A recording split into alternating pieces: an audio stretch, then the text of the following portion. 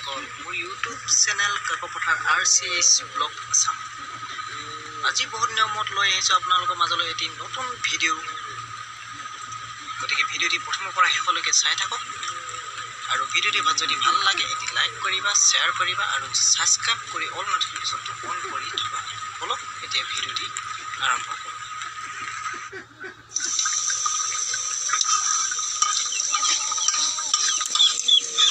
এয়া পুৰা বৰষুণ দি আছে।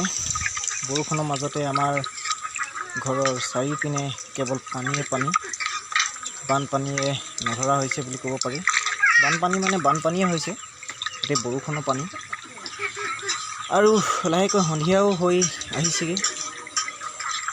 আৰু ৰাতিটো পৰা আৰু কিমান পানী হয়।